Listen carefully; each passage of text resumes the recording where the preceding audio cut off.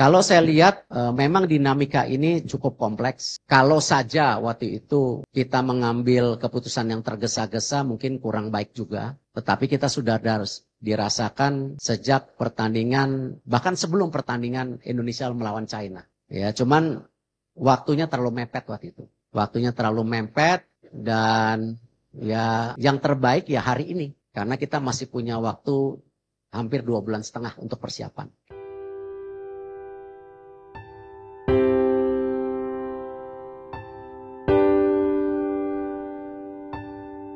Dunia sepak bola Indonesia sedang berduka karena apa?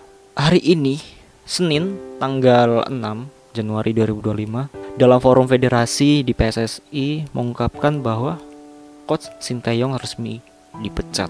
Dan kali ini gue mau ngasih tahu beberapa penyebab alasan krusialnya kemungkinan besarnya kenapa dipecat.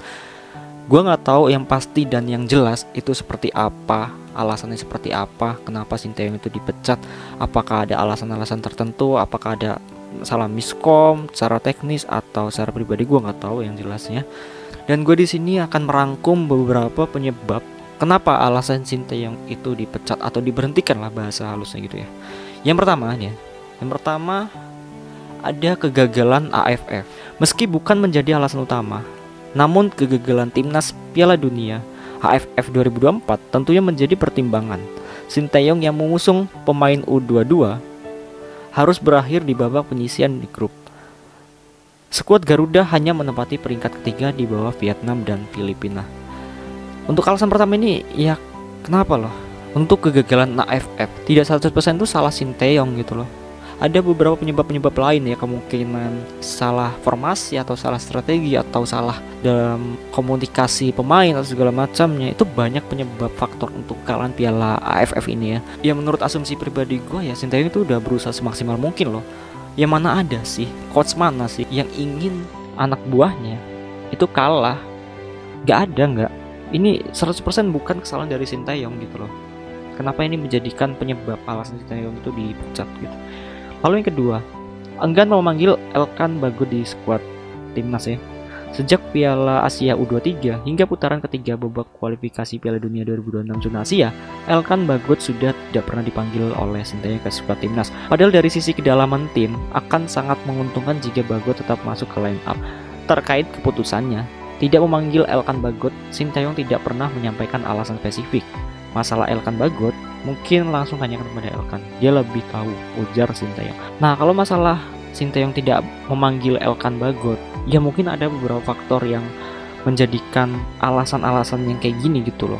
Kemungkinan ada beberapa tim atau beberapa pemain yang menurut dia itu udah cukup aja pakai ini, udah fair lah, udah bagus pakai tim ini aja atau pakai pemain ini aja. Kita nggak perlu pakai Elkan Bagot. Kita udah berkomunikasi secara tim ya, pemain segala macam udah fix, ini udah bagus, menurut Sinteyong udah bagus, ya udah bismillah menang gitu loh. Bukan menjadi alasan gitu. Ya kemungkinan ya udah dari pemain-pemainnya udah bagus yang lainnya gitu. Tanpa memanggil Elkan Bagot juga yang mereka bisa gitu. Itu yang mungkin dianggap sama Sinteyong. Lalu penyebab yang ketiga, mencoret Eliano.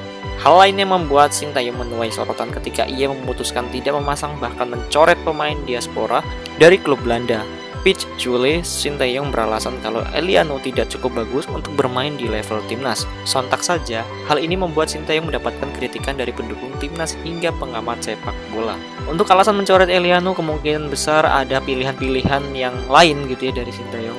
Mungkin Sinteyong sudah berpikir keras atau sudah memikirkan strategi yang jernih bahwa Eliano untuk di laga ini tidak dimainkan terlebih dahulu, nanti suatu saat bakal dipanggil gitu ya.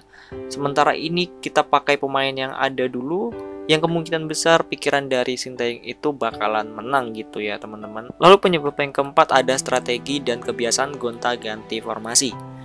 Pertimbangan lain yang membuat PSSI memutuskan memecat Sinteyong adalah karena pelatih asal Korea Selatan tersebut kerap berspekulasi dalam mengutak-atik formasi timnas. Kebiasaan Sinteyong bahkan berkali-kali merugikan timnas Indonesia dengan hasil kekalahan. Ya kemungkinan besar untuk mengganti-ganti formasi ini menurut asumsi gue ya, menurut asumsi pribadi ya bagus sih.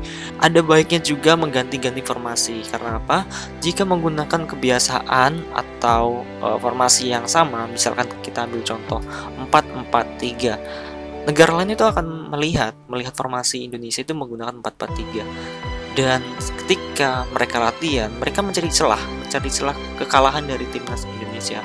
Makanya Sintayong itu sangat berpikir strateginya sangat jernih, karena ya kemungkinan besar berpikirnya seperti itu ya, mengganti-ganti formasi supaya mengecoh pemain lawan, supaya tidak meremehkan timnas Indonesia dalam bermain sepak bola gitu sih teman-teman. Ketika sudah berganti dengan formasi sebelumnya, itu menandakan bahwa pemain lain itu tidak bisa meremehkan formasi-formasi strategi pemain yang di lapangan gitu teman-teman.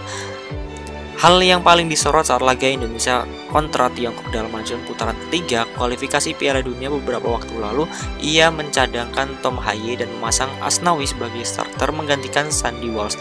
Di laga ini, Sintayong juga memasang Saini Patinama dan Witan Sulaiman sebagai starter.